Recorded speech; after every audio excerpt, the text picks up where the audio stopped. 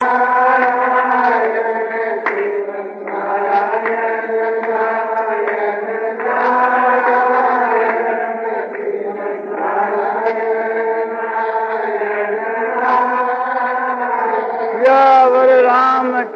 की और मुक्त वंशी जो उसके द्वारा चेष्टा करती है, समझना चाहिए वहाँ भगवान को याद है। किंतु साधारण आदमी दुनिया में धोखो देने के वास्ते और अपने आप को विख्यात कर दे कि मैं तो भगवान की शरण हूँ, सर्वस्व भगवान के समर्पण कर दे और मेरी सब चीज भगवान की है, उसको भगवान अपनाते नहीं और उसकी क्रिया भगवान की क्रिया नहीं होती और उसके हृदय में जो प्रेरणा होती है वो भगवान की नहीं होती। क्यों? तो वो तो संसार को धोखा देने के वास्ते एक झूठा बगला भक्त है। मेरी क्रिया जो है तो दम्भ पाखंड की है, वास्तव में सच्ची नहीं है। इस बात को वो तो खुद जान जाता है जो दम्भ पाखंड करता है। दूसरे जो लोग है उस दम्भी और पाखंडी को बाहर की क्रिया से समझो कि पकड़ भी सकते हैं, नहीं भी पकड़ सकते, पोल भी चल जाए, आखिर में जाकर के उसका पर्दाफाश हो जाता। एक दफे तो आपने चली जाता ना, उघरे अंत न होय निवाहु और काल नेमी जिमी रावण राहु। माने अंत के बीच के वहां उसका पर्दाफाश हो जाता है, जिससे काल नेमी रावण और राहु का हो गया। काल नेमी रावण और राहु को शुरू से तो कोई नहीं पकड़ सके। काल नेमी एक झूठा तपस्वी का रूप धारण करके बैठ गया और हनुमान जी जैसे भक्त और ज्ञानी वे भी उसको नहीं पहचान सके।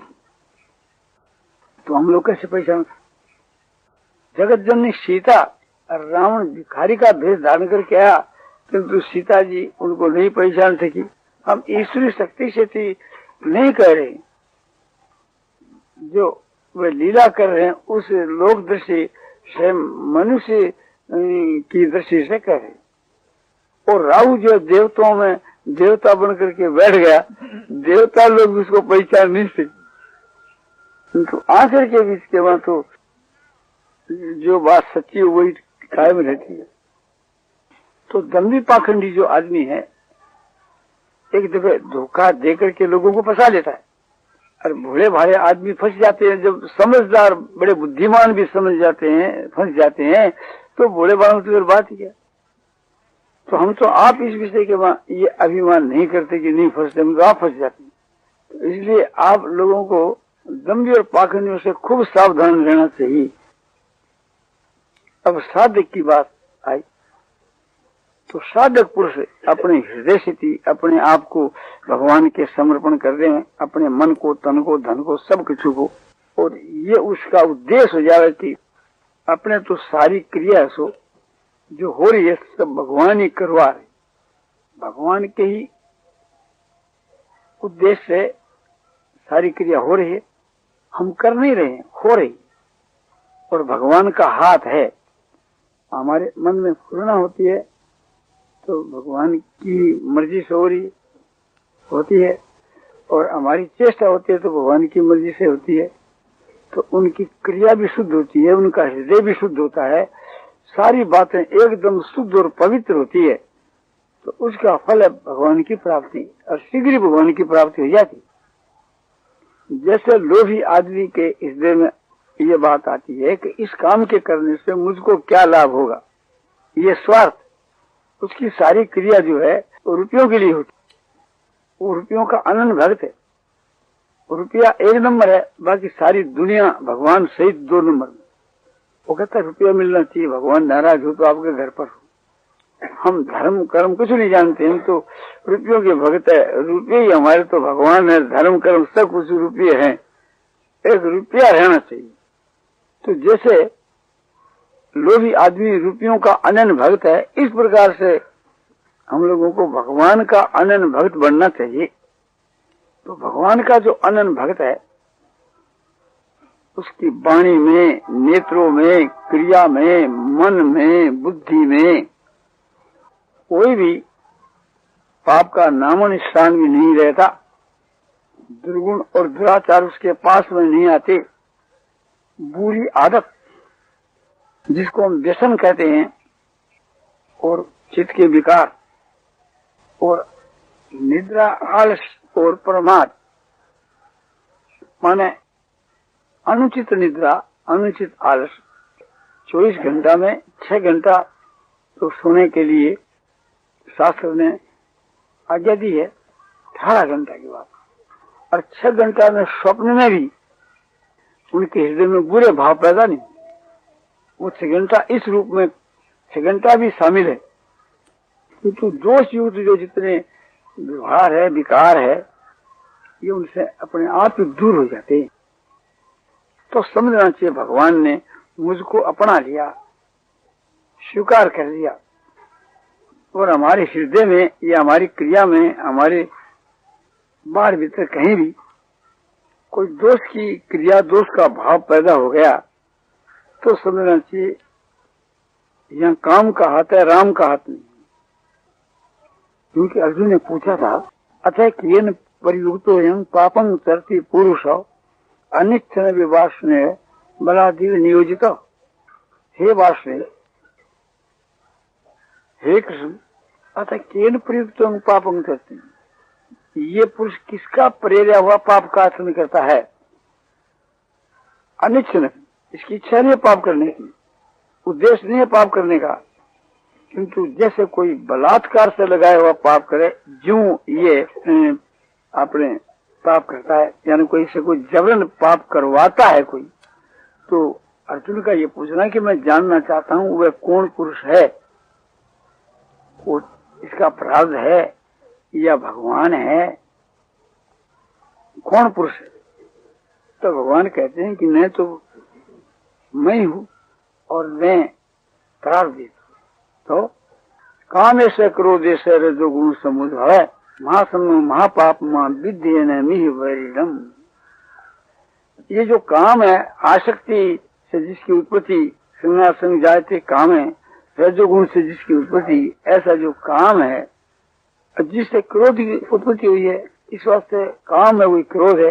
काम ऐसे है, क्रोध ऐसे, ये काम यही क्रोध। कैसा कि रजोगुण समुद्र है, रजोगुण से जिसकी उत्पत्ति है ऐसा जो काम। तो रजोगुण से उत्पत्ति है कि आसक्ति से, राग से, बोले दोनों एक ही है। रजो रागात्मकम विद्धि, रजोगुण को तुम राग ही समझो। सुना संग जाते काम है, संग जो आसक्ति से ही काम उत्पन्न होता है।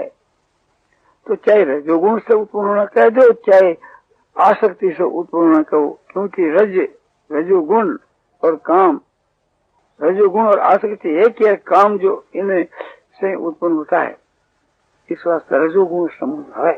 पर महान खाने वाला है। कोई ये चाहे कि मैं अपनी इच्छा की पूर्ति करके काम को दबा लूंगा, ये गलत है। अग्नि के में कोई ईंधन डाला है तो अग्नि प्रज्वलित होगी। जैसे सुख ईंधन से अग्नि प्रज्वलित होती ही चली जाती है, ऐसे कोई अपनी कामना के अनुसार विषय भोग को भोगता चला जाता है तो विषय भोग की आग बढ़ती चली जाती, ऐसा यह काम है। और महान पापी है। दुनिया में जितने पाप होते हैं उनके मूल में काम है। तो तेरे द्वारा जो बलात्कार से पाप हो रहे हैं उनके जड़ में काम है तू, क्योंकि ये महान पापी है। ये इस विषय के मां तुम्हारा काम है, सो शत्रु है। क्योंकि जो पाप तुम करते हो तो पाप का फल भी तो कोई भोगना है। तो जो पाप करता है उसको फल भोगना पड़ता है। तो पाप जो करवाता है वो है शत्रु, क्यों पाप का फल दुख है। इसलिए ये काम है, सो तुम्हारा शत्रु है, इस काम को तुम मारो। आगे जाकर कहा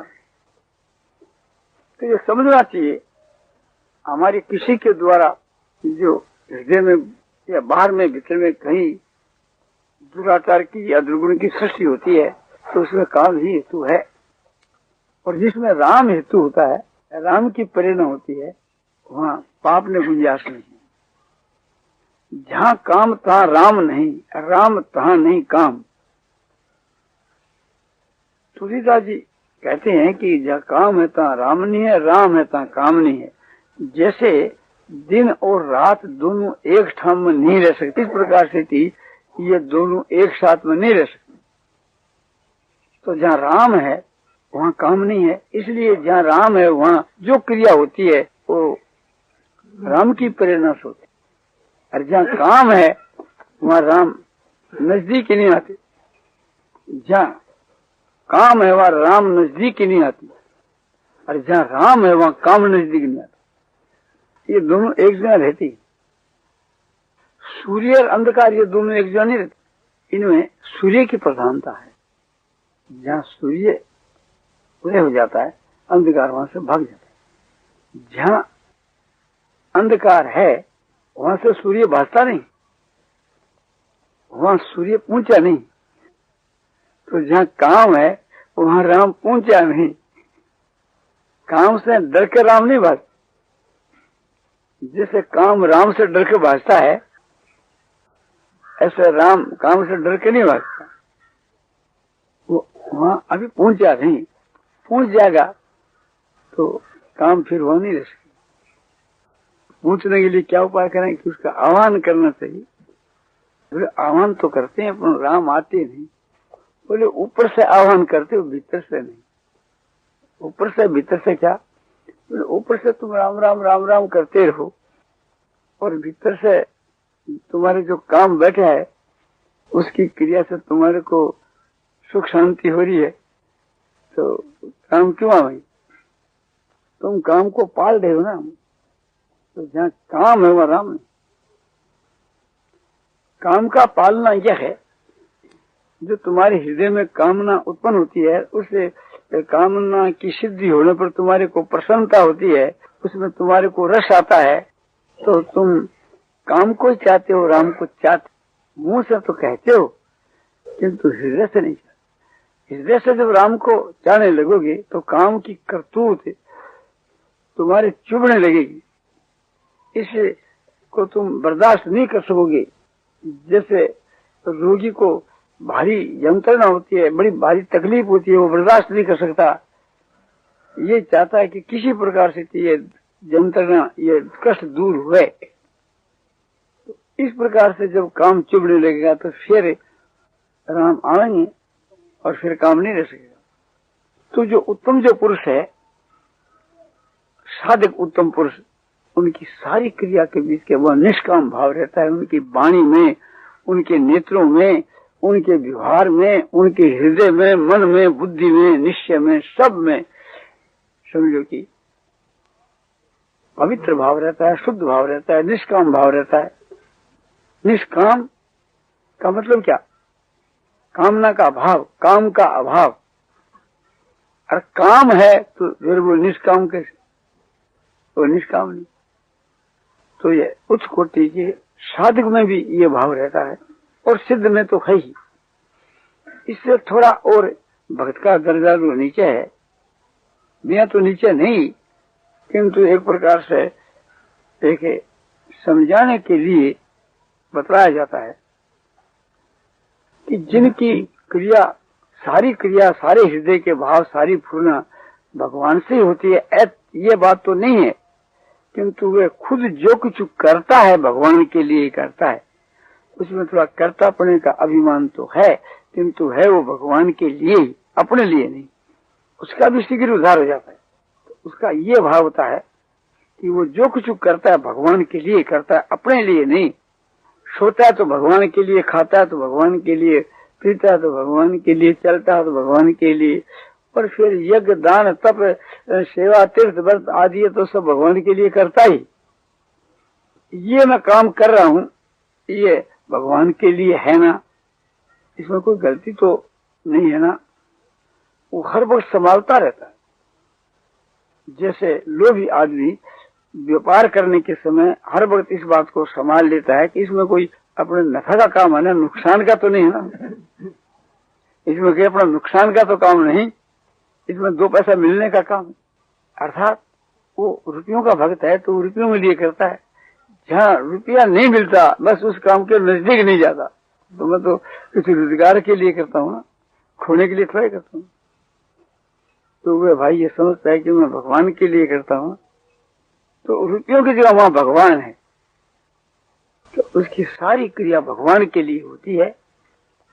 जैसे लोभी आदमी की जानबूझ करके एक भी क्रिया घाटे की वो नहीं करता, नहीं होती, नफे ही नफे की होती है, चाहे उसमें घाटा ही पड़ जाए, पर वो अपनी तरफ से अपनी जानकारी में घाटे के लिए चेष्टा नहीं करता। इसी प्रकार से थी भगवान का जो सच्चा भक्त है, उसकी सारी चेष्टा नुकसान की नहीं होती, वो तो नफे का काम करता है, भगवान की प्राप्ति के लिए सब कुछ करता है और भगवान के हुक्म से करता है और भगवान के लिए करता है, अपना कोई प्रयोजन नहीं। भगवान के लिए क्या? भगवान की प्राप्ति के लिए, भगवान के में प्रेम होने के लिए, भगवान की सेवा के लिए, उसकी सारी क्रिया जो भगवान के लिए ही होती है, यानी वो भगवान के लिए ही करता है। इससे और आगे बढ़ जाता है, उसकी तो सारी क्रिया भगवान के लिए होती है, और उसकी पहली सीढ़ी के मां वह भगवान के लिए करता है, तो करता तभी भगवान की प्राप्ति हो जाती है। भगवान ने घोषणा कर दी कि मदर्थम कर्माणि कुर्वन् सिद्धि हुआ, मेरे अर्थ कर्म करता हुआ भी सिद्धि को प्राप्त हो जाता है। और भगवत अर्पण है वो तो भगवान के लिए है ही, और भगवान ही खुद जिसे करवाते हैं वो तो वहां करता ही नहीं, किसी से करता ही नहीं। तो हम लोगों को जबकि कर्ता अपने का अभिमान है, हर एक काम के करने के समय के बीच के मां यही भाव रखना चाहिए कि ये चीज भगवान के लिए हुई या नहीं हुई, मैं सब कुछ भगवान के लिए कर रहा हूँ, या मेरी क्रिया भगवान के लिए हुई है ना। भगवान के लिए जो क्रिया नहीं होती है वो करनी ही नहीं। तो हर एक में ये बात घटा करके देख लेनी चाहिए। मैं सोता हूँ तो भगवान के लिए सोता हूँ ना, बोले निद्रा के लिए, बोले नहीं, हम तो अपनी जान के मां भगवान के लिए सोते। निद्रा के लिए सोना और भगवान के लिए सोना फर्क क्या है? बोले फर्क यह है कि यदि मैं नहीं सोऊंगा तो एक तो मेरा भजन जो है सो बढ़िया नहीं होगा, क्योंकि निद्रा आती रहेगी, तंद्रा आती रहेगी, और मैं गीता का पाठ करता रहूंगा, मैं सो जब ध्यान करता रहूंगा और उसमें नींद आती रहेगी, तो वो हमारा साधन बढ़िया नहीं होगा। अपने तो साधन बढ़िया करना है, तो इसलिए भी उसे निद्रा को थोड़ा समय देना चाहिए सोने के लिए। और भगवान भी राजी नहीं होती। भगवान कहते हैं कि तुम जुल्म कर रहे है ना, कि मेरे नाम पर इस प्रकार से मेरे पर ये भार चढ़ा रहा है और शेर सोता भी नहीं है, मैं तुम्हारे इस कष्ट को देखकर खुश नहीं, तुम सोया करो।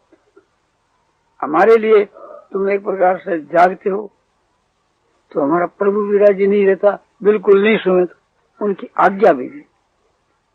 भगवान ने गीता की 6 अध्याय के 16 के श्लोक में साफ कह दिया कि जो सोता ही नहीं है, हर वक्त जागता, उसका योग भी सिद्ध नहीं होता, और जो निरंतर सोता ही है उसका भी योग सिद्ध नहीं होता। हम ये कहेंगे भाई हम तो नहीं खाएंगे, तो भगवान राजी नहीं। बोले कि तुम खाओ, अल्पाहार करो, लघुवासी बनो, थोड़ा करो, हल्का करो। क्यों? आज्ञा दे दी कि जो भोजन नहीं करता उसका योग भी सिद्ध नहीं होता, और जो अधिक भोजन करता है उसका योग भी सिद्ध नहीं होता। तो युक्त आहार विहार, युक्त आहार विहार करने वाला का योग सिद्ध होता है। ये 17 के श्लोक में कह दिया 6 जाके। इन सब बातों से मालूम होता है कि बिल्कुल नहीं खाना, बिल्कुल नहीं सोना, इससे हमारा प्रभु राजी नहीं। इसलिए हम खाते हैं, सोते हैं प्रभु को खुश करने के लिए, मरने के भय से नहीं खाते, और बीमार पड़ जाएंगे इस भय से नहीं सोते, भगवान के लिए सोते हैं, भगवान के लिए खाते। हमारा जो खाना भगवान के लिए, सोना भगवान के लिए, चलना भगवान के लिए, इस प्रकार से अपना उद्देश्य बना लेना चाहिए, तो उसको फिर परमात्मा की प्राप्ति बहुत शीघ्र हो जाती है। वो भगवान के आगे किसी की परवाह नहीं करता। स्त्री नाराज हो, पुत्र नाराज हो, घर के नाराज हो, शरीर बीमार पड़ जा, सर्वस्व नष्ट हो जा, सबके आग लग जा, उसके लिए कोई परवाह नहीं, किंतु प्रभु नाराज नहीं होना चाहिए। और प्रभु नाराज होते हो तो वो काम उसको नहीं करना, किसी बैरी की खुशामद करनी पड़े, माँ बाप की खुशामद करनी पड़े तो बात ही क्या, दूसरे दुश्मन की भी खुशामद करनी पड़े या कोई भी काम करना पड़े भगवान की राजी के लिए, तो वो छोटे से छोटा काम हो तो करने के लिए त्याग। अपने को तो एक ही सिद्धांत है कि भगवान को खुश करना, और दूसरा कोई सिद्धांत ही नहीं। जैसे कुआं है और ऊपर आवाज मारे डूंगे कुएं के ऊपर, तो कुआं तेरी माँ मरी तो आवाज आओगी मरी, का जी तो आवाज आओगी जी। इसी प्रकार से आवाज जो है, यहाँ माया कुंड है, ऋषिकेश में माया कुंड पर खड़ा होकर के आवाज जैसी मारता है, समझो कि वैसी आवाज उसको बदले में मिला करती, हमने देखा है। तो इस प्रकार से थी भगवान के अपने आप को समर्पण कर दे, भगवान की खुशी में खुशी, भगवान की राजी में राजी, और कुछ भी दूसरी बात नहीं, एकमात्र भगवान ही अपना सर्वस्व है। तो ये साधन बड़ा अच्छा है। शुरू में बात हुई थी सिद्ध की और फिर चल पड़ी साधक की। तो सिद्ध पुरुष जो होते हैं, महापुरुष जो होते हैं, उनके तो हृदय में जो पूर्णा होती है स्वाभाविक ही संसार के कल्याण के लिए ही, अपना कोई प्रयोजन ही नहीं है। न ये तस्वीर करते ना तो ना करते ने कष्ट न नचा ससर भूतेषु कष्ट अर्जपाश्रय। गीता अध्याय 3 श्लोक 18। उस महापुरुष को न तो कुछ करने करके प्रयोजन है और न कुछ न करने करके प्रयोजन है। उनके हृदय में ये भी नहीं कि ये काम न करूं, और ये भी नहीं है कि ये करना चाहिए, तो उसमें तो कोई करता ही नहीं। तो ये गुण कहे कि मैं करूं या नहीं करूं, और गुण इस प्रकार का मन के मन संकल्प करे कि मेरे लिए ये तो कर्तव्य है, ये अकर्तव्य है, उसके लिए न तो कोई कर्तव्य है न कोई अकर्तव्य। उसके लिए तो भगवान की प्रेरणा से अपने आप ही जो कुछ होता रहता है, या यूं कहो कि प्रार्थ के अनुसार समझो कि भगवान की प्रेरणा से होता रहता है। नारायण नारायण नारायण श्रीमन्नारायण नारायण श्रीमन्नारायण नारायण श्रीमन्नारायण नारायण श्रीमन्नारायण नारायण श्रीमन्नारायण नारायण नारायण नारायण